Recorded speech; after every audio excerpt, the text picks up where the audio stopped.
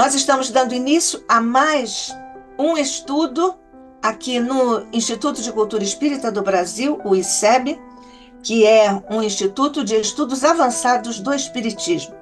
O sonho de Deolindo Amorim, nosso fundador, de nosso presidente de honra, Jorge Andréa, e de todos os demais mentores que contribuíram e certamente continuarão a contribuir para que o ICEB não só tivesse chegado até aqui, mas que a partir de agora nos ajudem à continuidade do ICEB. Nós, neste instante, claro, Jesus, também te pedimos ajuda para a continuidade do ICEB, para que possamos, Mestre, aprofundar os nossos conhecimentos no estudo de Teu Evangelho de Luz e, Jesus, nas profundezas da codificação da doutrina espírita por Teu discípulo, Teu amado irmão Hippolyte Léon Denis Arrivai, o nosso amado codificador Allan Kardec. Nós, Mestre, te agradecemos por tudo que temos recebido ao longo de nossa estrada. Também te rogamos, Mestre, aceites agora o preito de nossa gratidão incondicional por tudo que temos de teu coração, de tua mente, recebido ao longo, até, Mestre, dos séculos. Graças te damos, portanto, e ainda te rogamos, continua, Jesus, junto de nós, aqui no ICEB e em toda parte, abençoando os nossos esforços, ainda que modestos, no estudo de todas as áreas que possam edificar o espírito imortal que somos. Neste instante, faz descer Jesus por sobre nós aqui no ICEB, por sobre todos os que estão conosco em ambos os planos de existência, e muito particularmente, desce bênçãos de tua mente e de teu coração, por nosso querido irmão, amigo, companheiro, Moacir Costa de Araújo Lima, que mais uma vez veio ter conosco, para nossa alegria, partilhando Jesus, o fruto de seus estudos e de seus aprofundamentos nas coisas da vida e da tua trajetória, da tua luz no Evangelho. Fica conosco, graças te damos hoje e sempre, sob o olhar de nosso Pai. Assim seja.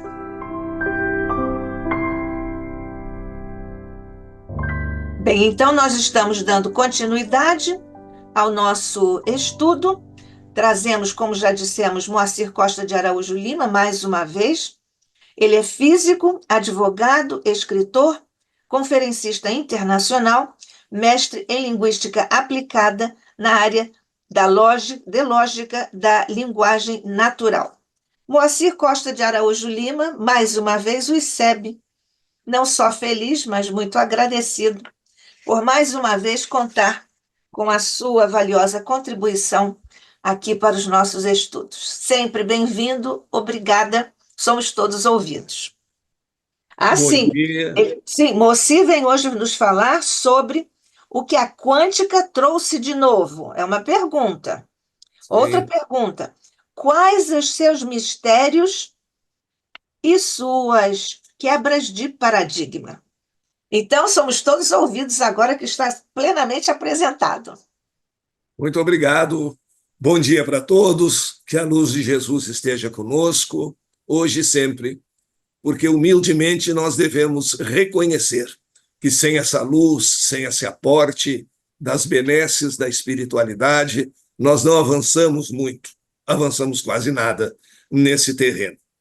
E é sempre para mim um grande prazer estar com a minha querida amiga, professora, doutora Nádia, e com o ICEB, porque há um certo descuido no movimento espírita em relação ao estudo da doutrina e dos aportes que a ciência vem trazendo à doutrina. Nós estamos avançando bastante na parte da divulgação, do evangelho, da caridade, tudo é importante. Não se diz que uma coisa é mais importante do que a outra. Isso é uma grande tolice. É mais importante no espiritismo a sensibilidade, a prática do evangelho ou o estudo da ciência? Tudo é importante. E porque tudo é importante, nada deve faltar. E aí o ICEB tem trazido essa colaboração.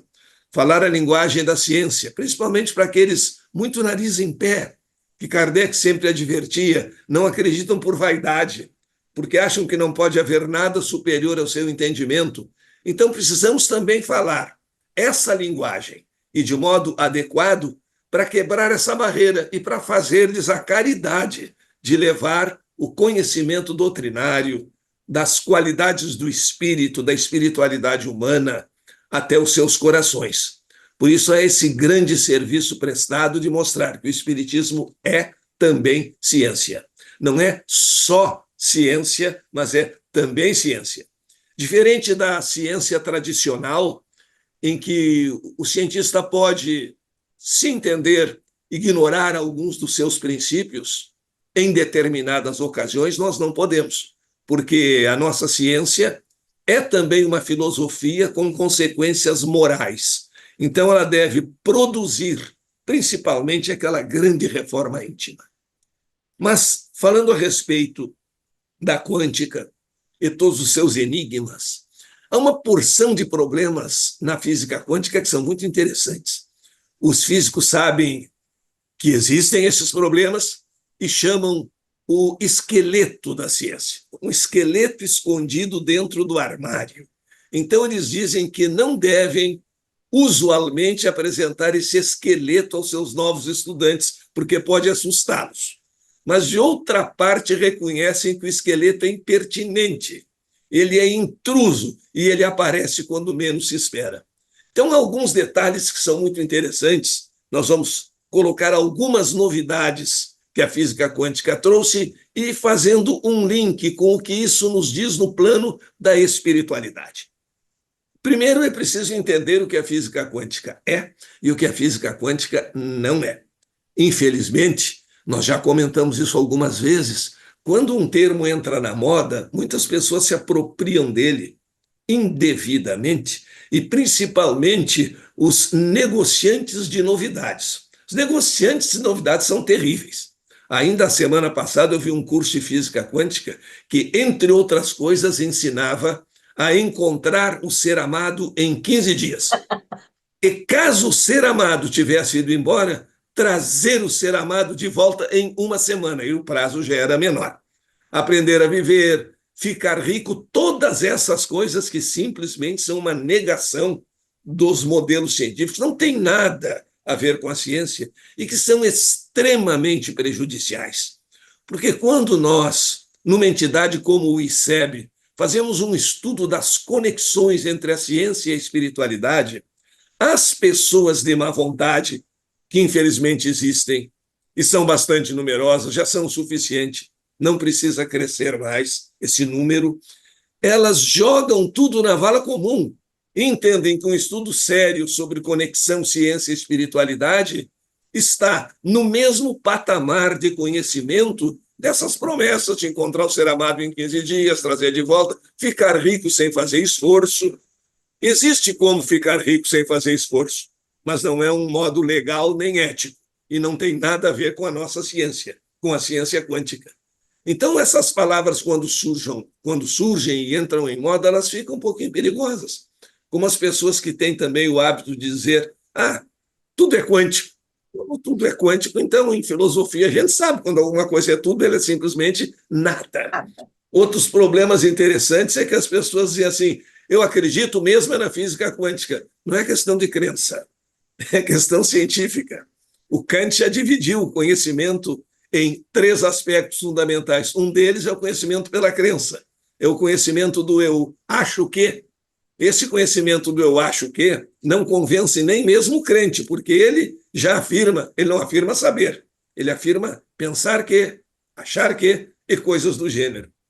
Mas o que trouxe, então, de novo, esta ciência? A quântica, primeiramente, é um ramo da física.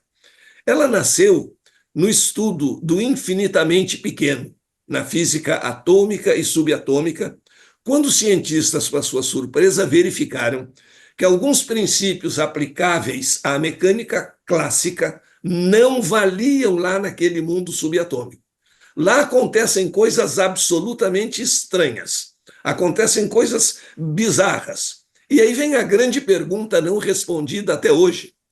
Por que esses comportamentos acontecem nas coisas extremamente pequenas e não acontecem em nós, que somos feitos de coisas extremamente pequenas? Acontece lá nas partículas subatômicas, ótimo. Não acontece conosco, está bem, mas nós somos feitos de partículas subatômicas. Por que não acontece conosco? Não se sabe. Outro grande princípio, outro detalhe muito interessante, foi um encontro antigamente proibido. O encontro entre a ciência e a consciência. Qualquer físico hoje vai nos afirmar algo que é absolutamente novo, que não existia no paradigma mecanicista, que a consciência do observador influencia o fenômeno observado. As partículas subatômicas adotam um ou outro comportamento de acordo com a consciência do observador, de acordo com a forma pela qual elaboramos a nossa pergunta à natureza. Se perguntarmos ao elétron como onda, ele responde como onda. Se perguntarmos ao elétron como partícula, ele responde como partícula.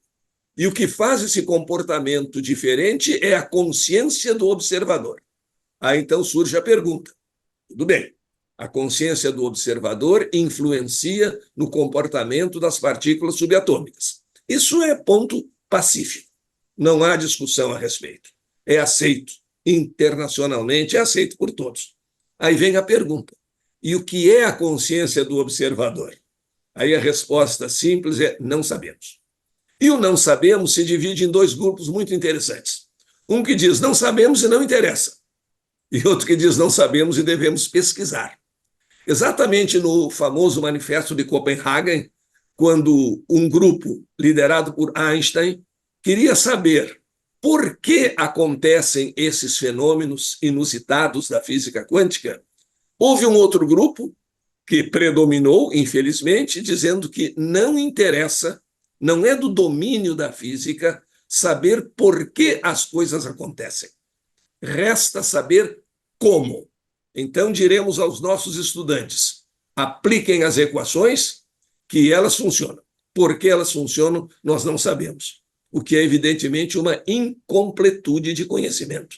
Se eu domino um determinado tema, eu devo saber como as coisas acontecem, que é até o mais rudimentar, e por quê, qual é a causa. Afinal, a ciência se baseou sempre numa relação de causa e efeito. Então, vamos a alguns destes fenômenos, algumas dessas novidades da física quântica. Comecei pela maior de todas e vamos voltar a elas. A consciência do observador influencia nos fenômenos físicos que nós observamos. Isso é absolutamente novo. Inclusive, há proposições de que o nome observador, que denota passividade, não é o nome mais adequado. Nós hoje somos promovidos a co-construtores da realidade, e não apenas a observadores da realidade. Porque o estudo foi além daquilo que se pensava inicialmente. Primeiro se descobriu que certas partículas se comportam de modo diferente quando estão sendo observadas. Mais adiante se concluiu que certas partículas só existem se observadas. Aí criou um problema seríssimo para o materialismo, para o ateísmo, principalmente o ateísmo raivoso de Dawkins. O problema é o seguinte: se determinadas partículas só existem na condição de serem observadas, se a observação não somente altera o comportamento, mas ainda é fator de criação da partícula, que só existe se observada, no início, vamos pensar logo após o Big Bang, essas partículas começaram a existir. Essas partículas existem muito antes da presença do homem na face do planeta. Então, se elas só existem se observadas, e se nós existimos porque elas existem, lá no começo, quem ou o que estava observando? Observou essas partículas para que elas pudessem existir. Não há como fugir de uma grande consciência cósmica, de uma consciência imaterial pré-existente a essas partículas. Não há como fugir a uma inteligência suprema criadora desse tipo de partícula. Por algum tempo, com um predomínio de correntes materialistas na física, se pensou, inclusive, que a matéria existiria sempre. Foi a teoria da perpetuidade da matéria. A matéria sempre existiu e o universo sempre foi como é, o universo é imutável. Ocorre que, se a matéria sempre existiu, nunca foi criada. E isso, na esperteza das teses materialistas, terminaria com o conceito de uma inteligência criadora. Se a matéria sempre existiu, não houve criação. Se não houve criação, não existe criador. Mas essa teoria também caiu a partir da observação de ecos do universo por Penzias e Wilson, um deles ganhador de prêmio Nobel. O que acontece a partir daí? Se houve uma criação, se houve um começo, houve um criador. Se a consequência foi inteligente, essa criação só pode ser inteligente, porque, como temos na nossa doutrina, confirmada por qualquer teoria da filosofia da ciência, uma consequência inteligente só pode ser devida a uma causa inteligente. O acaso não pode construir coisas organizadas. Uma explosão aumenta sempre o grau de desordem de um sistema. Qualquer objeto que nós explodirmos terá o seu grau de desordem aumentado. Terá as conexões de partículas, a figura, o desenho completamente alterado. Para pior, há um aumento no grau de desordem, que nós chamamos aumento da entropia.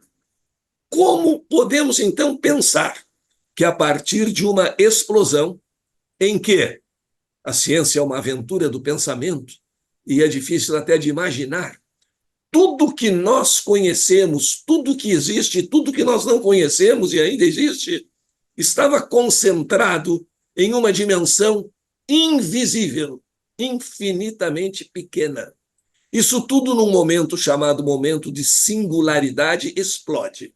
E, ao explodir, dá origem a todo um universo com leis que nós ainda não conseguimos compreender na sua totalidade.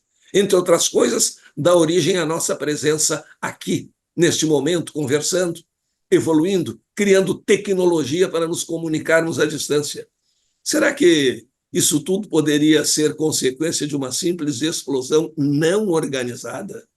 Quando nós queremos implodir um prédio, existe uma inteligência de como colocar os artefatos, em que posição, em que quantidade, com que potência, para que o fenômeno ocorra de acordo com uma organização.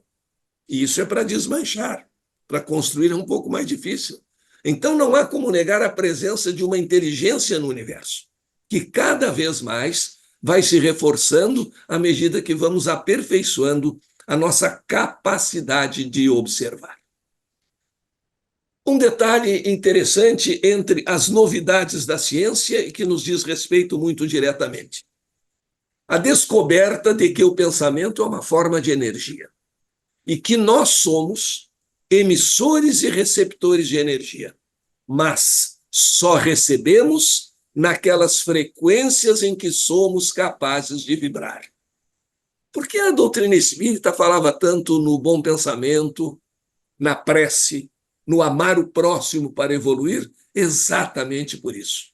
Nós somos um aparelho de rádio de dupla função. Nós não só recebemos, nós também emitimos. Mas aí vem a grande chave da nossa evolução, do nosso progresso espiritual. Nós só recebemos nas frequências em que somos capazes de vibrar. Se vibramos na maledicência, no egoísmo, no oportunismo, de nos aproveitarmos da desgraça dos outros para coletarmos prestígio social, político, seja ele qual for, se vibramos nessa faixa, não tenhamos dúvida, mais cedo ou mais tarde nós vamos receber exatamente nessa faixa. As pessoas não se emendam quando se comportam mal, e não tem um auxílio, um aporte de vibração e de espiritualidade, exatamente por isso. Permanecendo naquela faixa vibratória, elas vão continuar a receber naquela faixa vibratória. Elas vão ter sempre uma ideia de como vencer na vida sem fazer força.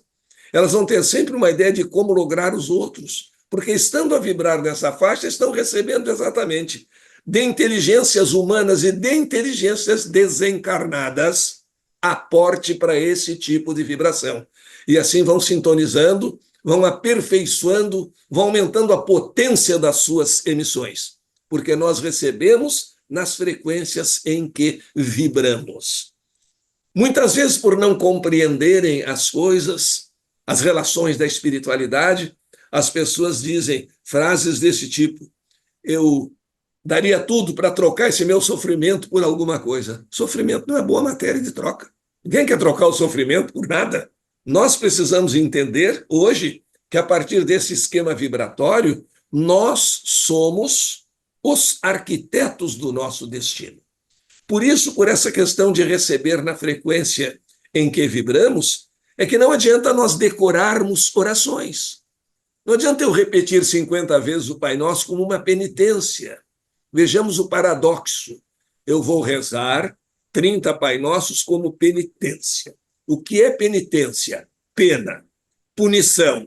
Então eu vou rezar 30 Pai Nossos porque eu estou sendo punido, para me livrar de alguma culpa. Eu não estou tentando entender as palavras dessa magnífica oração que Jesus nos ensinou. Eu não estou vibrando na frequência do venha a nós o teu reino. Eu não estou vibrando na frequência do perdoa a minha dívida, assim como perdoa a dívida daquele que me ofendeu. Não. Eu estou repetindo exaustivamente, produzindo um cansaço físico e mental, porque eu estou sendo penalizado, porque eu estou pagando uma dívida, resgatando alguma coisa. Eu não estou vibrando na devida frequência. E a ciência que nos diz, se não vibro na devida frequência, eu não vou receber naquela frequência que eu desejaria. Eu vou receber naquela frequência em que eu vibro. Não há milagre. Se eu não entrar no link certo para a nossa comunicação, eu vou entrar em outra frequência, eu vou entrar em outra faixa, eu vou entrar em outra reunião, mas não na nossa. Isso é uma questão pacificada hoje na ciência e já sabida da nossa doutrina. Outro detalhe muito importante, um novo paradigma, isso não existe na mecânica clássica, é que lá no mundo subatômico, a expectativa do fato cria o fato. Se eu digo a expectativa do fato cria o fato, isso é muito importante. É aquilo que eu espero que a subpartícula faça, que ela faça. Então, se é verdade que a expectativa do fato cria o fato, lá no mundo subatômico, quão mais importante não será conhecermos isso no nosso mundo de relações, no nosso dia a dia? Qual é a minha expectativa em relação ao meu semelhante? Qual é a expectativa que eu tenho em relação a alguém quando essa pessoa me pede alguma coisa? Ou quando se aproxima de mim por qualquer motivo? O que eu vejo imediatamente? Qual é a minha expectativa? É o homem lobo do homem ou é o homem irmão do homem que eu devo enxergar naquele momento? É óbvio que nós temos que ter cautelas nas nossas relações, mas é mais evidente que se eu espero o bem, eu produzo o bem e atraio nessa mesma frequência vibratória. A expectativa do fato cria o fato. Quantas vezes em nossos sistemas educacionais nós erramos em função disso? Quantas vezes o pai é agressivo com o filho, dizendo, não, não vai servir para nada mesmo, nunca vai saber isso aí, não entendendo que essa expectativa muitas vezes é recebida no cérebro de quem a ouve como uma ordem. E essa ordem vai ser executada. Vai ter dificuldade, não vai servir para nada mesmo. Essa da expectativa do fato criar o fato nos dá uma lição muito interessante quando nós usamos a maldita falsa modéstia. Ah, eu não sei nada. Ah, eu tão obscuro. Louco que alguém diga não aprovado, né? Até se ninguém disser não aprovado, a pessoa fica extremamente entristecida. Não deu certo aquele seu exercício de falsa humildade. Mas essa conversa do não, eu não sei nada, ou de algumas pedagogias estranhas que o professor deve chegar na aula e dizer para os alunos: eu estou aqui para aprender com vocês. Não é bem assim, ele está ali para ensinar alguém. Senão o aluno vai querer trocar de lugar. Senta aqui que eu vou para lá e quem sabe vamos trocar o salário. Tu te queixas, mas não deve ser tão ruim assim. Então, quando nós dizemos essas coisas todas, nós às vezes não percebemos, nesse item de a expectativa do fato criar o fato, que nós estamos fazendo uma autossabotagem. Eu não sei nada, eu não tenho capacidade para nada, e de repente eu vou fazer um concurso público. E aí, na hora em que eu preciso mostrar que eu tenho capacidade, o meu cérebro se convenceu que eu devo mostrar que não tenho. E eu mostro que não tenho capacidade e não sou aprovado. Nós devemos, então, começar esse estudo, essa evolução, por nós mesmos. Por isso que Jesus adotou como modelo de amor aquele que nós temos a nós mesmos. Ama teu próximo como a ti mesmo. Porque se eu não me amo, aí nós vamos cair naquele triste paradoxo, né? Se nem a mim mesmo eu aturo, como é que eu vou aturar o meu vizinho? Nós temos que começar por nós. A vontade de estudar, a vontade de aprender, o amor, o respeito. As pessoas que agem com falta de ética em relação aos outros, se nós formos examinarmos bem, embora muitas vezes se apresentem com uma couraça de autossuficiência, de autoconfiança, de autoestima, não é bem isso. Quem não respeita o próximo, não respeita a si mesmo. Quem é incapaz de ter uma empatia com o próximo é um grande fiscal e cobrador de si mesmo, porque a expectativa do fato cria o fato. Isso agora não é uma questão apenas do terreno psicológico, é uma questão de demonstração científica, do conhecimento científico, daquilo que pode ser cientificamente comprovado. E o salto quântico, de que tanto se fala? Hoje, eu acho que até nas Olimpíadas é salto quântico. Não há mais, todo mundo fala no salto quântico, nem sempre sabendo o que é, mas é interessante falar porque a palavra está na moda. O salto quântico é uma ideia de descontinuidade. Nós temos um dos temas falando que a natureza não dá saltos, o que é relativo. O salto quântico é uma exceção a essa ideia de a natureza não dá saltos. O que acontece é o seguinte, e como sempre nós ficamos curiosos querendo saber por quê. Aí temos algumas teorias no campo da filosofia da ciência, mas os físicos, humildemente, contra a sua posição normal, as humildemente dizem, não sabemos. Então, o que ocorre é o seguinte, e aí vem a ideia da consciência no mundo atômico. Tudo é um princípio de consciência, mas isso está na doutrina. Não está dito ali que a consciência vai do átomo ao arcanjo? Isso era uma rematada tolice em tempos newtonianos. Isso não existia. E há pessoas que estão ainda naquele tempo pensando assim, hoje a física fala em grau de consciência das partículas. Por quê? Por causa do salto quântico, entre outros elementos. O que é o salto quântico? Nós sabemos que os elétrons se distribuem em torno do núcleo em determinados níveis, em determinadas camadas. O que dizem que camada o elétron deve ficar é a sua quantidade de energia. Então vamos fazer um exemplo para podermos compreender bem isso. Vamos supor que esse nível aqui seja o nível 1, uma unidade de energia no átomo. Os átomos não têm todos os níveis de energia, não existem todos. Eles são absolutamente limitados. Então vamos admitir que o próximo nível de energia seja o nível 3. O elétron está no nível 1 porque tem uma unidade de energia. E está no nível 3 porque tem 3 unidades de energia. Agora, vejamos. Esse elétron está no nível 1, o próximo nível possível neste átomo que estamos imaginando é o nível 3. E todos os átomos se comportam assim, naturalmente não com esses números. Se chegar a esse elétron aqui do nível 1, uma unidade de energia, em forma de calor, em forma da colisão com outro elétron e assim por diante. Pensamento antigo, da física antiga e da velha, querida e hoje esquecida tabuada. Se esse elétron tem 1 e recebe 1, 1 mais 1, 2. Mas 2, nós temos aqui o nível 1, aqui o nível 3. Com 2 unidades de energia, ele não pode ficar no nível 1. E também não pode chegar ao nível 3, ele ficaria por aqui, pela física antiga. Esse por aqui é proibido. Esse por aqui não existe naquele átomo. Então, ele não pode aceitar uma quantidade de energia como 1, que não permite levá-lo até o nível superior. Ele simplesmente rejeita. Bate nele o elétron para transmitir unidade 1, ele não toma conhecimento. Mas, se ele receber, por uma colisão, 2 unidades de energia, com 2 dá para subir de nível, ele vai para o nível 3. Imediatamente. Aí vem a pergunta. Quem ou o que contou para o elétron que ele não pode aceitar uma unidade de energia? Que o nível 2 é incompatível naquele átomo. E aí os físicos começaram a falar em grau de consciência das partículas. Naturalmente, num grau infinitamente menor do que o nosso, ele sabe algumas coisas. Por exemplo, que não existe nível 2 nesse átomo. Que para subir de nível, ele precisa receber 2 unidades para poder chegar ao nível 3. E quando chega ao nível 3, como esse nível não é o nível normal, não é o seu padrão, olha aí a consciência, a evolução, cada um com seus limites, cada um no seu padrão, cada um com a sua missão, ele retorna para o nível 1.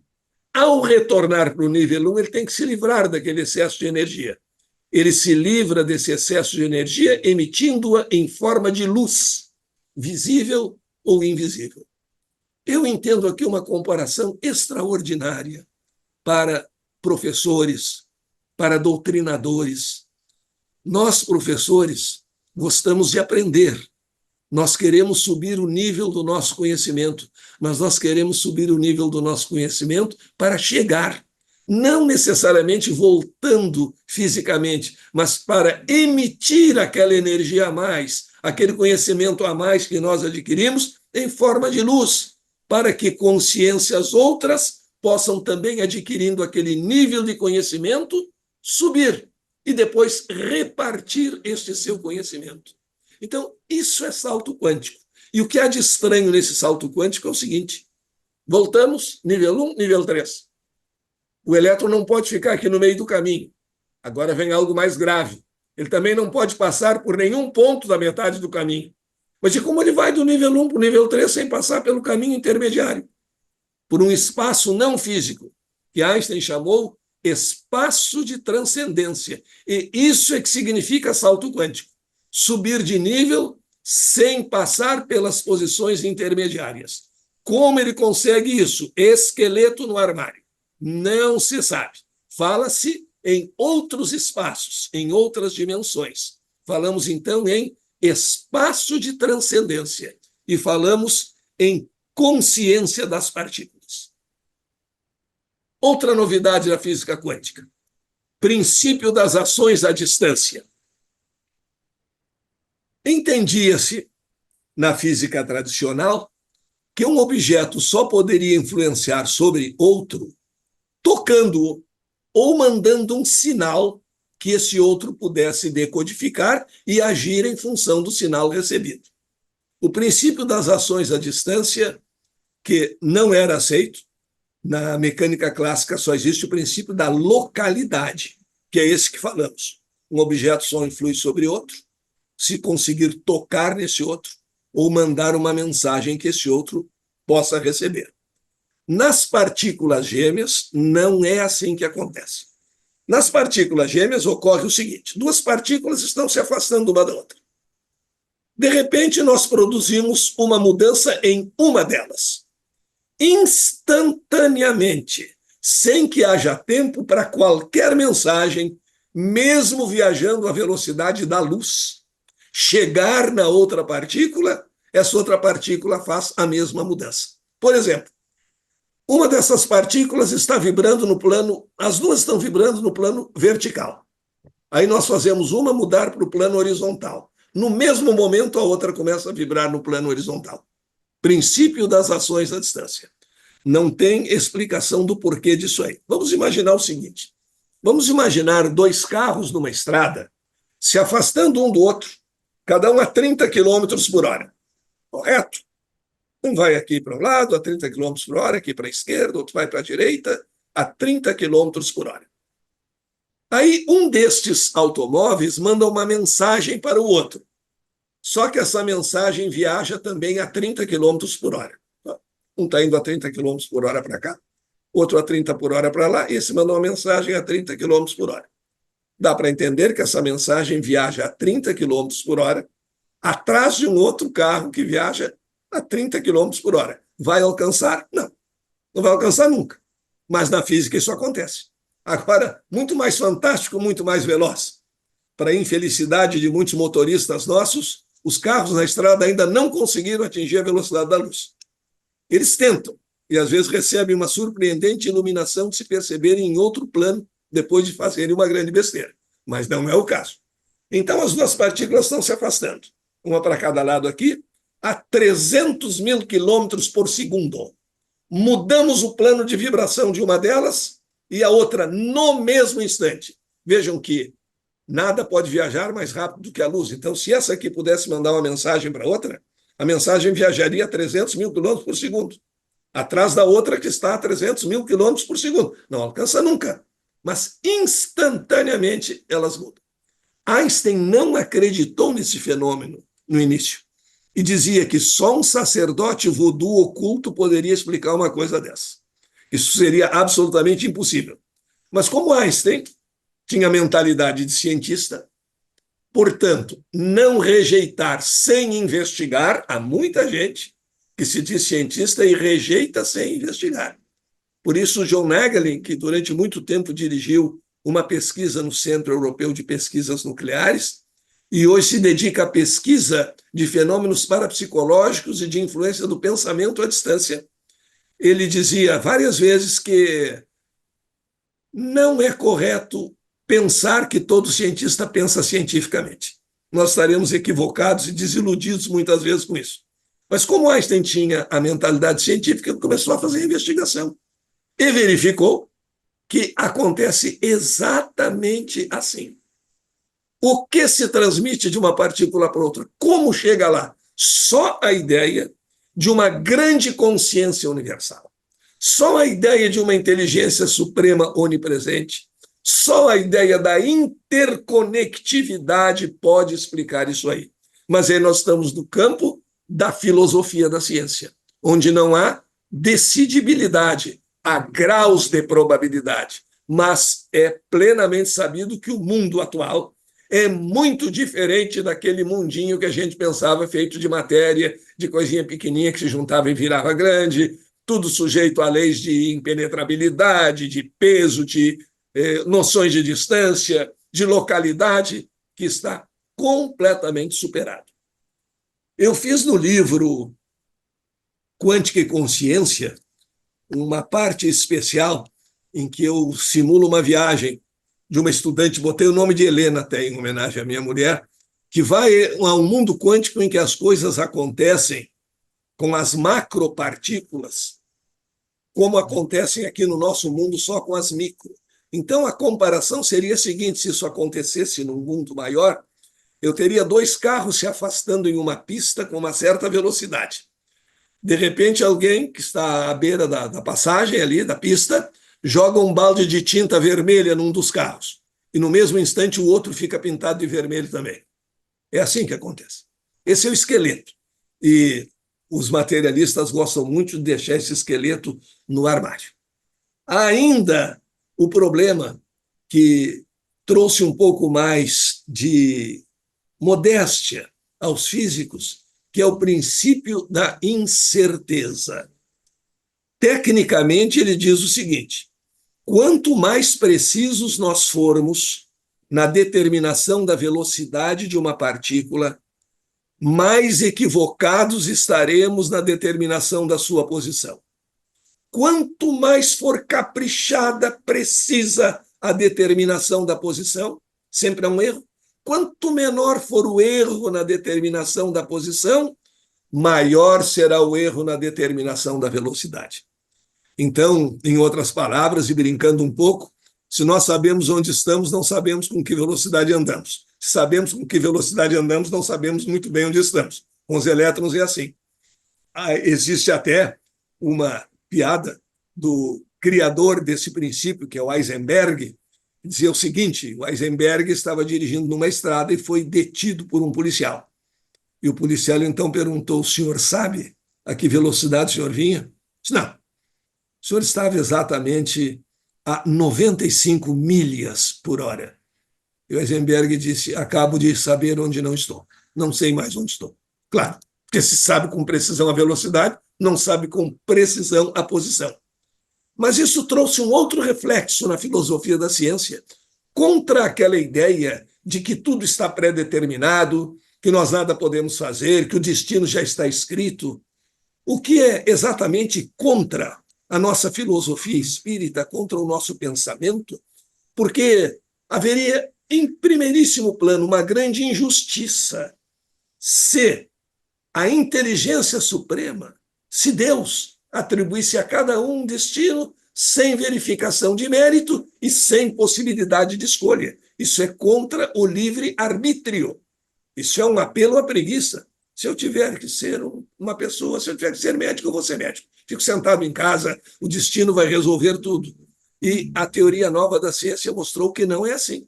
Nós precisamos construir, nós precisamos vibrar naquelas frequências em que nós queremos receber, e, assim sendo, não está tudo pré-determinado.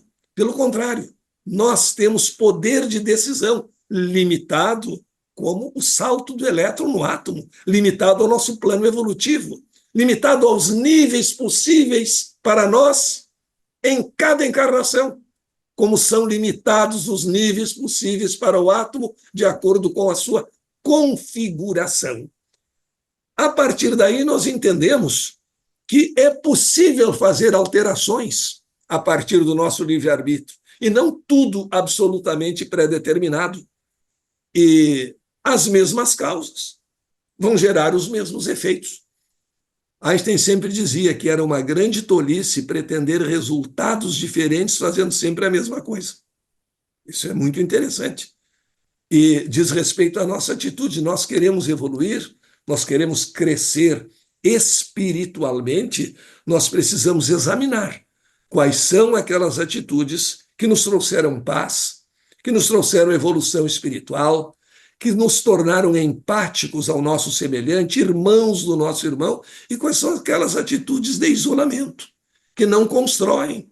Quais são aqueles momentos em que nós pensamos que seria possível ser feliz criando a infelicidade alheia. Isso é vibrar em uma faixa altamente negativa, e nós vamos receber exatamente nessa faixa em que nós estamos vibrando. Existe ainda o problema do dualismo. Até a física quântica se pensava que uma partícula tinha um comportamento de corpúsculo ou um comportamento de onda. As duas coisas ao mesmo tempo não pode ser. Qual é a diferença em termos de comportamento? É que uma partícula está em um só lugar em cada momento. Se eu deixar cair uma bolinha de gude, ela vai estar em uma só altura a cada instante, e existem fórmulas que me permitem dizer exatamente qual é essa altura em que ela vai se encontrar. As ondas têm a propriedade de estarem em vários lugares ao mesmo tempo. Serem energia, não terem materialidade. Pois hoje se sabe que existe um pouco de materialidade na onda e que existe também energia na partícula. E se sabe que o elétron às vezes se comporta como partícula e às vezes se comporta como onda. Um mecanicista, ouvindo isso, chamaria o elétron para uma reunião e diria para ele: é proibido isso aí. Estás fora da lei. Ou és onda ou és partícula. Decide. Senão, vamos dar um jeito de mandar te prender. E temos quem faça isso por aqui com grande facilidade. Então, toma jeito. Como dizem no interior do Rio Grande do Sul, toma atento. Te orienta. Mas o que nós sabemos hoje é exatamente que o elétron, conforme a expectativa, conforme a consciência do observador, conforme a experiência montada, às vezes se comportava como partícula e às vezes se comportava como onda nas experiências. E era interessante a rivalidade. Os físicos montavam experiências e verificavam que nessas experiências, por exemplo, botavam um molinetezinho num tubo de raio catódico, aqueles do William Crookes, e jogava elétrons. E o elétron movimentava as pás desse mini moinho. Então é partícula, uma bolinha que bate ali e movimenta. Aí fazia uma outra experiência e o elétron fazia interferência. Ah, mas então é onda. E se é uma coisa, não pode ser outra. Até que de Broglie disse que o elétron é algo que às vezes se comporta como onda e às vezes como partícula. Existe aquela famosa experiência da dupla fenda. Mas a pergunta seria: e o que faz o elétron se comportar às vezes como onda e às vezes como partícula? Poderíamos pensar que não tem resposta. Tem. Essa tem. A consciência do observador. E aí a consciência entrou definitivamente para o laboratório, entrou definitivamente para o caminho da física. As partículas, ao serem observadas, adquirem um comportamento. É como certas pessoas. As partículas, agora nós já sabemos, elas têm um grau de consciência e querem satisfazer uma consciência maior, a consciência do observador. Algumas pessoas usam isso bem, outras não tão bem assim, e mudam o seu comportamento de acordo com a oportunidade do momento. Pode ser de acordo com a moda social, de acordo com a ideologia de rebanho. Todo mundo está fazendo isso, eu vou fazer também. Agora é necessário que eu pareça ser gentil. Agora esperam de mim que eu não seja tão gentil assim. Agora eu espero de mim mesmo ser extremamente estúpido. E assim vai mudando o comportamento por conveniência. O que gerou exatamente um detalhe que o Espiritismo magistralmente destronou, que é a moral repressiva. A ética daquelas pessoas que se comportam bem porque têm medo de Deus, da polícia ou do diabo. Sabendo que Deus pode estar dormindo, a polícia pode custar a chegar, e com o diabo sempre sai algum acordo, eles fazem qualquer negócio. Isso é moral repressiva. É se comportar bem para causar uma boa impressão, e não por ter consciência do bem que o bem nos faz e que nos permite fazer aos outros. Este comportamento de moral repressiva é o característico das religiões tradicionais, que sabiam bem mais pintar os horrores do inferno do que as maravilhas do céu. Então, te comporta ou o diabo te pega. Não é por aí que funciona. Nós sabemos que a nossa consciência é que nos cobra. E que quando temos resgates, quando realizamos aquelas encarnações mais de resgate, de pagamento, de acerto, é uma exigência da nossa consciência em seu aperfeiçoamento. Não é Deus que nos pune, que nos castiga. Agora vais vir passando necessidades. Não somos nós que sentimos necessidade dessa experiência para nos aperfeiçoarmos, para resgatar perante nossa consciência, que é o nosso grande juiz, aqueles acontecimentos que produzimos e que não foram bons, nem para nós, nem para os outros. E assim nós entendemos o pensamento como uma forma de energia. E é interessante a comparação. Quando nós observamos uma onda numa determinada posição, nós podemos produzir pela observação o colapso de onda em partícula, ou seja, a transformação daquela onda em energia pura em uma partícula material. Pois é assim, fazendo uma pequena analogia, que acontece com os nossos pensamentos. Se nós temos bons ideais e nós lutamos por esses bons ideais, se nós buscamos o nosso aperfeiçoamento, buscamos praticar a fraternidade, buscamos ajudar o nosso semelhante, nós estamos vibrando numa frequência tal que podemos produzir o colapso deste pensamento em uma realidade física, ou seja, na nossa evolução propriamente dita, e não apenas sonhada, no nosso aperfeiçoamento, na ajuda ao nosso semelhante, transformando o sonho em realidade. É transformar a onda em partícula. E essa transformação da onda em partícula depende do quê? Da consciência. Essa transformação do sonho em realidade depende do quê? Do nosso conhecimento, do nosso foco, da nossa boa intenção. Porque tudo vem da energia. Quando se pensava que o átomo lá no seu núcleo teria exclusivamente partículas muito duras, indestrutíveis, etc., os cientistas continuaram a procurar, continuaram a pesquisar e, para sua surpresa, não encontraram mais nada de matéria propriamente dita. A matéria é um estado particular. Encontraram apenas energia, encontraram transformação, encontraram reflexos de consciência nas uniões e nos comportamentos das partículas atômicas. E isso hoje vem a ser confirmado pela mais nova teoria, ainda uma teoria, mas é a mais aceita, a respeito da formação da matéria, que é a teoria das supercordas. Ela afirma que tudo que existe no universo resulta da vibração de pequeníssimos e invisíveis filetes de energia de 11 dimensões. Vejamos que aventura do pensamento. Filetes de energia invisíveis. Não vemos, nem vamos ver nunca, pelo menos com o equipamento material que temos. Quem sabe, como alerta o Livro dos Espíritos, a percepção espiritual é diferente e num determinado plano mais avançado poderemos ter uma forma de perceber. Não é ver, visão é algo físico, a partir de um órgão físico que o espírito não tem, os olhos, mas a sensibilidade, a percepção, quem sabe, nós poderemos ver tudo isso e enxergar partículas, enxergar cordas vibrando e isso se transformando em matéria, em átomos, depois em moléculas, depois em corpos sólidos. É possível? Então, essa teoria das cordas diz exatamente assim: tudo que existe resulta da vibração destes pequeníssimos filetes de energia, invisíveis e 11-dimensionais. Nós percebemos fisicamente 3 dimensões. É o nosso espaço. É o correspondente a uma caixa. Comprimento, largura e altura. E terminou. Agora falamos em 11 dimensões previstas matematicamente. Estas supercordas, ao vibrar, produzem a matéria e todas as suas características. Próton, elétron, ligações, carga elétrica, magnetismo, tudo é produzido a partir daí. E o que são essas cordas?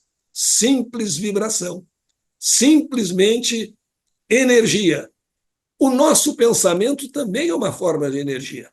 Então, posto a vibrar na devida frequência, poderá criar aquelas condições para que nós transformemos sonhos em realidade, para que nós realizemos as nossas tarefas.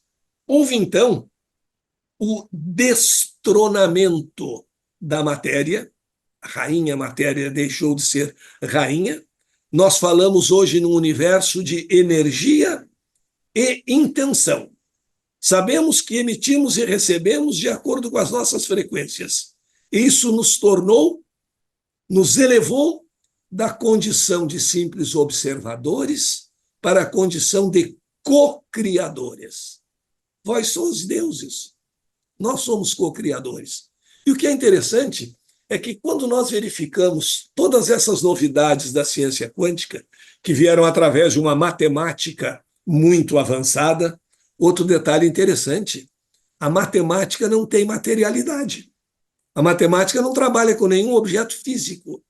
Os objetos da matemática, os números, por exemplo, são criações da mente humana. Por isso é que nós somos co-criadores. E devemos observar a nossa potencialidade para amplificá-la e colocá-la a serviço do bem. É pela matemática que os físicos previram a existência de partículas que só muitos anos depois puderam ser observadas, quando existiu um equipamento capaz de observá-las, pela matemática. E o que é a matemática? A matemática é a mais genial criação da mente humana. Interessante as pessoas presas hoje ainda à materialidade das coisas. Todos nós trabalhamos e dependemos de números. São as frequências, os números que nós estudamos, que mantêm planetas em órbita e tudo mais. Número não existe fisicamente falando. Ninguém jamais viu um número, nem o mais hábil contador. O que nós desenhamos são as representações de uma ideia chamada número, que pode ser representado em algarismos indo-arábicos, em algarismos romanos, mas o número é uma criação do pensamento. Então é por isso que hoje se fala na criação descendente, que significa a criação do mais sutil para o mais denso. As coisas não vão do mais denso para o mais sutil, elas vão do mais sutil para o mais denso. É da consciência para a materialidade, e não da materialidade para a consciência. Por isso, a inteligência suprema não é representada por um infinito de materialidade. É consciência, é energia, é o mais sutil, e o mais sutil influencia, sem dúvida, sobre o mais denso. Nós, humanos, sabemos disso há muito tempo, desde os estudos da medicina psicossomática até a era da psicanálise. Nós entendemos que os nossos pensamentos podem produzir efeitos sobre o nosso físico, podem produzir e produzem. E o que é o pensamento? É a materialidade das coisas? Não. Então, a partir da medicina psicossomática, depois avançando com a psicanálise, nós sabemos que o mais sutil influencia sobre o mais denso, que os nossos pensamentos influenciam não só no nosso comportamento, mas até mesmo no funcionamento dos nossos órgãos, porque é o pensamento uma forma de energia. Então, o que trouxe a física quântica? Em termos de filosofia da ciência, uma grande abertura para a espiritualidade. Nos ensina, independentemente de conceitos religiosos, que a espiritualidade faz bem à saúde. Nos ensina que o pensamento pode nos influenciar, nos transformar e também transformar os outros. Tirou a física do campo do materialismo realista e levou para um campo onde cabem pesquisas de fenômenos como telepatia, como clarividência, como pré-cognição. E mais, se nossa essência não é a nossa materialidade, não há por que duvidar que essa essência persista ao fenômeno da morte. Vemos, então, cada vez mais uma ciência que, bem interpretada, por certo, muitos detalhes dependem ainda da interpretação, dependem de uma hermenêutica adequada, de não partirmos de falsos pressupostos, mas é uma ciência que, no campo da sua filosofia, tem uma abertura para a espiritualidade. Agora, não vamos entrar em um êxtase de entusiasmo e dizer a ciência quântica provou a existência do espírito, colocou o espírito num tubo de ensaio, interrogou o espírito, não, colocou Deus na sala ao lado. Não é assim. É uma questão de pensamento e de evolução, mas é um paradigma completamente diferente, por principalmente valorizar a consciência, ter promovido o encontro da consciência com o laboratório. E assim, pouco a pouco, se deixarmos radicalismos de parte a parte, nós teremos uma religiosidade com pensamento científico, uma ciência aberta à espiritualidade.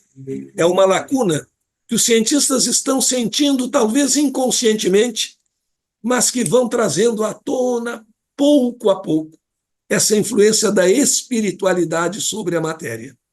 No último congresso brasileiro, Congresso Nacional de Cardiologia, realizado aqui em Porto Alegre, com presença de pesquisadores de outros países, eu fui convidado pelo Dr. Fernando Lucchesi, que é um dos pioneiros dessa investigação e da criação dessas cadeiras de pesquisa da espiritualidade na medicina, para fazer uma palestra dentro do Congresso sobre quântica, espiritualidade e saúde, ciência e espiritualidade.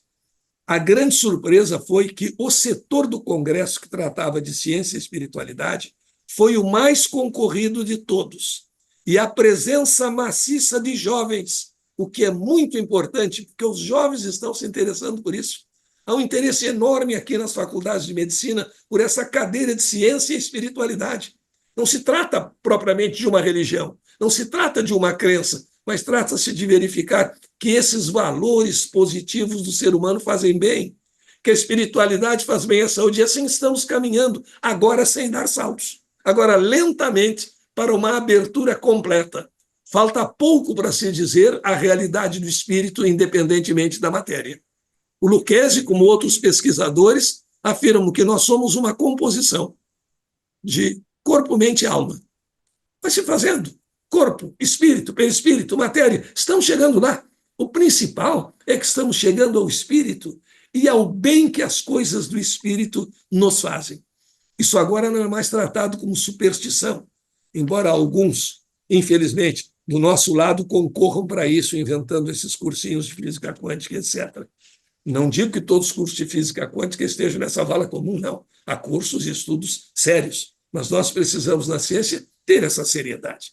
Não fazer como faziam os nossos políticos na época da pandemia, que afirmavam, estou falando em nome da ciência, e o outro afirmava, não há, estou falando em nome da ciência. E transformaram a ciência numa disputa ridícula de prestígio político, pura e simplesmente.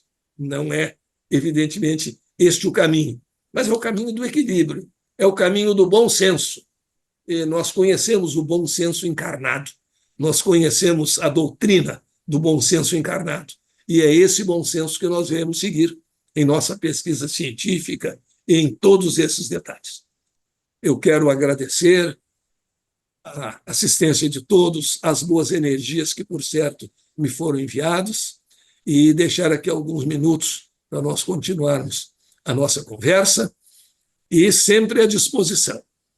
A Nádia já sabe que ela não me faz convites, ela me faz convocações. E convocação é aquele convite ao qual não se pode dizer não, como quando temos 18 anos e somos convidados a prestar serviço militar. É convocado, mas essa é uma convocação que eu recebo com muito orgulho mesmo, com muita honra, porque, de fato, é uma oportunidade de servir. E se a gente traz uma missão, fica como aquele elétron que está sentindo mal num nível mais alto ali, porque não está conseguindo emitir nada, não está conseguindo produzir nada. E eu acredito que é o bem que nós fazemos aos outros, que nos faz bem, porque pode nos tornar bons. Muito obrigado a todos, que Jesus nos abençoe agora e sempre, e continuamos. Nosso grande elétron. Querido, muito obrigada. Outra vez, você sabe que o ICEB sempre o chama, o convida. Agora, muito bom já termos gravado, que é uma convocação. Muito bom. É bom, será usado. Será usado. Você não pode negar. Bem, enfim, quando você falou do princípio das ações à distância, que a mecânica clássica só existe ou não existe na mecânica clássica. Não existe. Não existe. Não existe na física clássica. Na física clássica. Isso. Esse é o princípio da dupla vista, lá do Livro dos Espíritos? É correspondente, nós podemos ver ali uma correspondência a isso, porque é aquela história de estar em vários lugares ao mesmo tempo, de perceber várias realidades ao mesmo tempo, em que é possível fazer esse tipo de deslocamento. Porque, na nossa visão normal, nós somos presos àqueles conceitos da mecânica clássica. Está aqui ou está ali, não é? E hoje existem experiências muito interessantes, até com moléculas que estão em mais de um lugar ao mesmo tempo. E é a mesma molécula, e está em mais de um lugar ao mesmo tempo. Materialmente, à luz dos conceitos mais tradicionais, nós não entendemos isso aí. É aquela questão, nós sabemos que é assim, mas não entendemos porque não temos a vivência, que talvez esteja reservada aos planos da espiritualidade. Por exemplo, a gente sabe que se um objeto se move a velocidades grandes, próximas à velocidade da luz, o tempo passa de modo diferente para ele. Também em relação à concentração de massa, perto de uma grande concentração de massa, o tempo é diferente.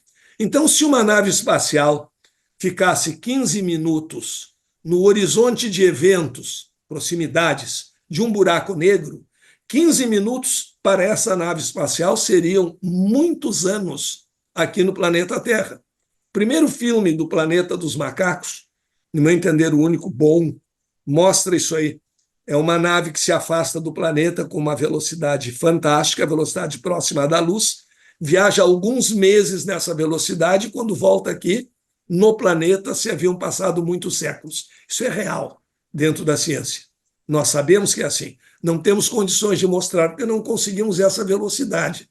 Mas com algumas partículas e alguns satélites artificiais e até naves tripuladas em órbita, que andam muito ligeiro, já se nota isso em plantas. Os 5 minutos para eles não são 5 minutos para nós, são 5 minutos e 1 segundo. Chama-se também o paradoxo dos gêmeos. 2 gêmeos, logo após o nascimento, são levados, um para uma montanha e outro fica na terra. Eles envelhecem de modo diferente. Mas a questão é de segundos. Nós não chegamos a perceber. Com outras velocidades conseguiríamos. Mas são coisas que nós sabemos que existem, mas não vivenciamos todo o tempo. Alguns detalhes até do nosso dia a dia. Imagina a dificuldade das pessoas no tempo de Galileu em imaginar a Terra esférica. Como? Tem alguém com os pés voltados contra os meus lá no Polo Norte e no Equador. As pessoas estão assim, não estão de pé. Como é que é isso? Eu uma vez fiz de brincadeira por experiência, e o índice de erro foi espetacular, que é da nossa imaginação. Disse, olha, imagina a Terra aqui, e a minha mão é a Terra. E um avião vai passar, aqui é o Polo Sul. O avião vai passar embaixo do Polo Sul. Aqui é o avião, como é que ele passa? Todo mundo achava que ele passava assim. Não, ele passa assim, né? Ele passa de cabeça para baixo, para nós. Por quê? É no Polo Sul. Então, são coisas que nós sabemos, nós temos dificuldade de vivenciar. E é por isso que o Livro dos Espíritos nos orienta. O espírito enxerga, o espírito ouve, o espírito sente, o espírito tem olfato, não com órgãos especializados como nós temos. Isso é muito inteligente. Porque muitas coisas que foram previstas na matemática só foram confirmadas, como o bóson de Higgs, quando a gente cresceu, os nossos sentidos não observam isso. Quando a gente conseguiu criar aparelhos capazes dessa percepção. Nós, como espíritos, somos capazes de muito mais percepção. Nós temos as percepções que são adequadas ao mundo em que vivemos, à missão que estamos cumprindo, mas o espírito em si, então, ele terá, sem dúvida, outros tipos de percepção, que é o que a ciência está nos mostrando. Os 5 sentidos são absolutamente insuficientes. O modo de perceber as sensações também são insuficientes para a grande realidade, mas à medida que vamos evoluindo, vamos chegando lá. É por isso que é fascinante verificar esta não contradição entre os princípios do Espiritismo e os mais avançados princípios da ciência contemporânea. Nós não estamos dizendo que a ciência contemporânea faz as mesmas afirmações que a doutrina, porque são campos de atividade diferentes, mas nós estamos dizendo que não há contradição entre nenhum princípio da física contemporânea e a espiritualidade. Se eu disser assim, eu creio no espírito, tu estás negando a física? Não. Crer no espírito não é negar a física. Não estamos dizendo que a física também se intrometeu nesse aspecto e foi fazer a pesquisa do espírito. Chega lá um dia, quando nós entendemos que o conhecimento é um só. Mas estamos dizendo que não há nenhuma contradição. E entre a doutrina dos espíritos e a mecânica clássica, havia muitas contradições. Era incompatível falar em espiritualidade nos princípios da mecânica clássica. Hoje não. Na física quântica, não. Muito bem, muito bem. Aquele vermelho no carro, do exemplo que você deu, vai um carro aqui, jogam tinta vermelha nele, o carrinho que vem atrás também fica pintado de vermelho. Você O deu carrinho esse está indo exemplo. longe lá no outro lugar. Também fica. Você deu esse exemplo. Esse é o princípio que faz uma árvore sozinha, em um ponto de uma estrada, florescer ao mesmo tempo que uma outra árvore, a quilômetros dessa mesma estrada ou em outra estrada, florescer também simultaneamente. É esse princípio? É uma grande ideia. Não se sabe se há esta causa, se teria que haver, por exemplo, quebrou o galho de uma, quebrou o galho da outra, mas é, sem dúvida alguma, uma das aplicações da famosa lei que se considera hoje a mais importante da física quântica, a lei da interconectividade. Tudo no universo, numa medida maior ou menor, está interconectado. Vibrações semelhantes, mesmo em lugares absolutamente diferentes, vão produzir efeitos semelhantes. Desde que haja essa interconectividade e haja a vibração, a energia naquela árvore para captar tudo aquilo que está acontecendo. E esse princípio da interconectividade, que está presente também na doutrina espírita, é muito importante, porque diz que bom que veio esse assunto, poderia ficar uma pequena lacuna não termos falado nisso. Tudo no universo, numa medida maior ou menor, está interconectado. Então é interessante que a gente procure sentir isso aí. Às vezes as lições vêm de um modo muito drástico, mas como nós somos teimosos, continuamos a não aprender. A pandemia, por exemplo, mostrou que não existe o problema do chinês, do indiano e do brasileiro. Não, não. Não tem o problema do meu vizinho e o meu. Então, como nesse bom exemplo das árvores, se eu estou vibrando da mesma maneira que o meu vizinho, pode ser que se estabeleça, e quem sabe num prédio maior, que se estabeleça uma vibração boa e se crie uma coisa positiva ali, as pessoas têm um maior grau de felicidade, nunca se perde uma boa energia. Isso seria muito interessante. Não seria por isso também que a gente diz assim: tem lugares que dão azar, né? Tem lugares em que nada dá certo. A culpa será dos tijolos ou terá sido da vibração que foi vivida durante muito tempo naqueles lugares? Há quem possa visitar um antigo campo de concentração sem se sentir mal? Ah, são as paredes? Não. Vibração, energia é uma coisa que fica e que marca. Existe aquela mediunidade da psicometria que explora exatamente esse fato de as coisas guardarem as vibrações. E é por isso que algumas pessoas, não é muito sem razão, não gostam de emprestar livros. Eu tinha um amigo muito estudioso que dizia: eu não empresto livro porque eu não sei. Além daquela história de que quem empresta dá a Deus, né? Ele dizia sempre: eu gosto muito desse livro e eu releio esse livro e certas passagens me fazem bem. Eu não sei com que vibração essa outra pessoa vai ler esse livro. E ele pode ser impregnado disso. Não é nenhum absurdo a gente pensar assim. Nenhum absurdo. E isso aí também tem que ser estudado futuramente no transplante de órgãos. Aliás, eu tenho um primo que já desencarnou, mas depois de muito tempo do transplante, do que estatisticamente a medicina é, tem conseguido medir, não é? Em função disso.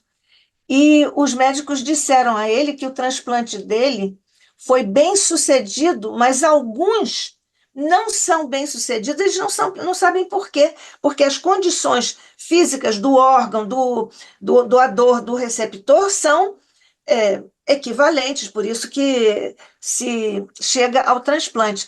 Então, eu concluí que era a vibração com que o órgão chega, porque traz a vibração do doador, né? É.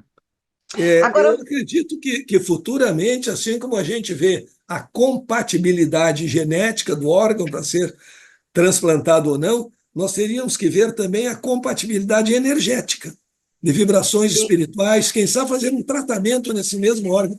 Um amigo me contou, não sei se é verdadeiro, mas não há nenhum absurdo nisso, que um conhecido seu fez um transplante de rim e depois tornou uma pessoa extremamente irritada. E a pessoa, o doador do órgão, era um sujeito irritadíssimo, de mau humor o tempo inteiro, e esse outro não era. E ele até levou o amigo, estavam fazendo há pouco tempo um tratamento espiritual. Seria interessante. Se é uma questão só de vibração, não é nem mesmo uma sim, questão material, é muito importante isso aí. exatamente. Quando você falou com relação às árvores, eu amo as árvores, muito Eu particularmente. também. É, E até caio de alguns. exatamente. Mas quando você falou nisso, e você citou um evento que elas florescem, né? As árvores florescem à distância, mas não quando cai, quando quebra um galho. Uhum. Eu tinha entendido que essa florescência simultânea diz respeito à essência em si da Sim, árvore. sim, perfeito. E o galho quebrado é Não, um evento eventual, se é que a gente pode dizer assim. exatamente. É uma coisa externa, não é uma Isso, parte não da é coisa essência. intrínseca Exatamente. ao Que o florescer é a realização da é a árvore, é realização, intrínseco. é o ser Perfeito. profundo, digamos assim, é o ser profundo da É. árvore, né? Eu sei que você tem uma aula daqui a pouco. ou uma palestra, o que seja, mas eu queria que você nos elucidasse, por exemplo, quando você disse que a matemática é uma genial criação da mente humana, sim, claro, e que ela concebe coisas, os números, etc., in abstracto, né? É uma coisa da razão, é uma criação da razão, né? Isso também aconteceu, eu acho que mas eu queria que você confirmasse se for o caso, porque eu não sei qual foi, não sei se foi o Kindaré, aquele químico famoso, que ele disse Poincaré? assim, não sei, será? O Não sei. Kekulé? O Kekulé? Kekulé, Kekulé. Kindaré é outra pessoa aí que está por aí. Bom, enfim, o Kekulé, ele disse, ele descobriu alguns elementos da química por conta dos intervalos entre os elementos que já eram conhecidos. Ele dizia: bom, se isto está aqui, necessariamente tem que haver uma coisa aqui, uma coisa aqui. Como na arquitetura, os arquitetos, os engenheiros, dizem: não, aqui tem que haver um pilar, porque senão cai. Isso. Foi Confira, exatamente. confirma. Racionalmente, exatamente foi isso. Não lembro se foi o Kekulé exatamente, mas foi uma É, descoberta química. O Kekulé descobriu o núcleo benzênico, olhando o fogo da lareira. E isso que esse ele via intervalo químico é dançando, é muito isso? Que interessante. era a dança. Isto, como se fosse uma serpente mordendo a própria cauda. E ele Legal. concebeu aquela formação do núcleo benzênico em hexágono, que eles não tinham ainda. E é muito interessante essa racionalização, porque eles iam vendo a sequência dos elementos. Aqui tem um, aqui tem outro, mas tem tudo para ter intermediário aqui, cabe número de elétrons, número de prótons, então foram fazendo isso aí racionalmente, foi muito interessante. Descobriram a cadeia, né? Que já Quando existia. a gente usa o raciocínio para o bem, é uma coisa fantástica. Espetáculo, Sonhamos, espetáculo. criamos, etc. E aí é o que falta. O que está faltando nesse momento para nós, na nossa evolução científica, tecnológica? A espiritualidade. Se nós tivéssemos evoluído na espiritualidade, como evoluímos na técnica, não teria mais assassinato, não haveria mais guerra, não haveria mais pessoas más mandando no mundo e com tanto poder nas mãos. Mas nós esquecemos isso aí, nós começamos a prestar atenção, a acreditar muito na coisa física. Nós começamos, em vez de usar os Verdade. sentidos como auxiliares, nós passamos a usar os sentidos como nossos mestres. Só existe o sentido. Quando Aristóteles disse nada na mente que não passe pelos sentidos, e Kardec disse: não, não, pode haver outras formas de percepção. Hoje nós temos a parapsicologia, é que nós prestamos pouca atenção. É um violino tocando no meio da bateria de uma escola de samba. Ninguém ouve o violino. Não conseguimos ainda ter essa capacidade de discernimento, de orientação. Eu quero ouvir só aquilo. Isso. E, pelo contrário, ouvimos o que não presta. Vemos catastrofismos, vemos E notícias valorizamos. negativas Pior é que nós e valorizamos. valorizamos. E valorizamos. Domingo, antes de dormir, vê um programa com bastante desastre, bastante desgraça e acha que vai dormir bem. Só se recebe na frequência em que se vibra. E muitos instrumentos produzindo o que chamam de sons, porque Sim. para nós som é outra harmonia e tal. Então, isso também vai desagregando as nossas, digamos assim, possibilidades de harmonização interior. Você está em Exato. cima da hora da sua palestra? Não, Quando mas você falou vão tirando o nosso refinamento, a nossa refinamento, capacidade de apreciar o exatamente, belo. Nós confundimos o ruído com música. E é exatamente. bastante diferente. Completamente, completamente. Só para finalizar, lamentavelmente, mas eu respeito a sua premência agora para fazer a sua palestra, a sua aula, mas Mas só teremos para. outras convocações sendo cumpridas. Sim, claro, sim. Natural. Agora, transformação da onda em partícula material, que você falou sobre isso, esse é o princípio, ou pelo menos a justificativa quântica para a fenomenologia da materialização. E a materialização terá a ver com isso aí. E também com aquela ideia da teoria das cordas, com outros tipos de matéria, como foi alertado que existem matérias que nós não entendemos como tal, mas que ainda são matéria. Agora nós Sim, estamos começando a chegar a isso também. Mesmo esta previsão da energia escura, A energia escura que é prevista, todos os cálculos dizem, e toda a explicação da expansão do universo dizem que ela deve existir, e se houver uma energia escura, deverá haver também uma outra forma de matéria, uma matéria escura.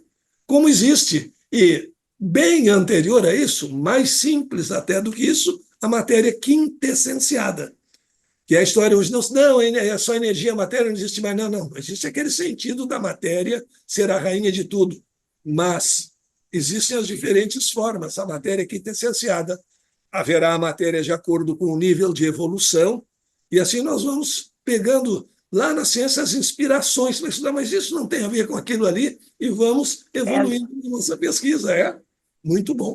Isso, exatamente. Só para nós terminarmos, pelo YouTube, agradecendo a todos que em ambos os planos de existência estiveram, estão e continuarão conosco. O Mini Breno diz, bom dia, amando essa live. Ô, Breno, nós também amamos essa live e amamos aqui o nosso expositor amigo desta vez. E o mesmo Mini Breno dizia, qual o canal deste senhor? Ô, Breno, o canal dele é o ICEB. Mas você não tem um canal particular? Eu estou criando um canal no YouTube. Acho que até o próximo mês eu vou colocar. Já existe o canal, mas eu, como sou analfabeto em internet, eu ainda não sei como utilizá-lo. Uhum. Mas eu vou dar um jeito e vou colocar aí eu informo. Aí teremos, além do ICEB, mas o ICEB é naturalmente o canal fundamental. O ICEB é o ICEB.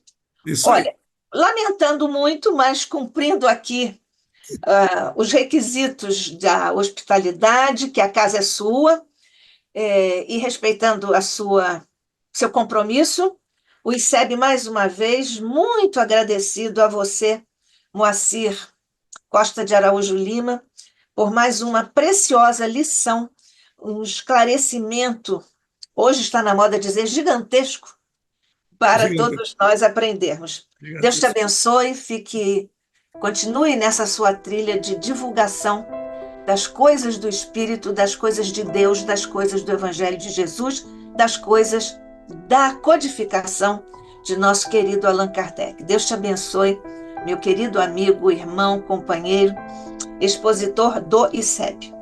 Então, Deus te abençoe. Muito obrigado. Obrigado pelo convite, convocação até e pelas boas energias que a gente sempre recebe. Agora estou energizado, até o próximo encontro. Exatamente, até o próximo mês com mais um tema sobre física quântica, espiritualidade, sobre espírito, evangelho, doutrina espírita. E nessa condição, mestre amado, nós que recebemos sempre o influxo de tua mente cósmica, de grandeza, de luminescência cósmica, também recebemos o influxo de tua extraordinária capacidade de amar para os nossos pequenos corações ainda. Nós te agradecemos pela presença, pela bênção que concedeste a este nosso encontro no Instituto de Cultura Espírita do Brasil. Guarda o nosso querido irmão Moacir Costa de Araújo Lima, guarda os mentores de todos nós, guarda os nossos anjos da guarda e guarda os mentores do ICEB e todos nós que ao ICEB estejamos relacionados e referidos em qualquer instância do amor, da paz e da luz. Fica conosco, hoje e sempre, sob o olhar de nosso Pai.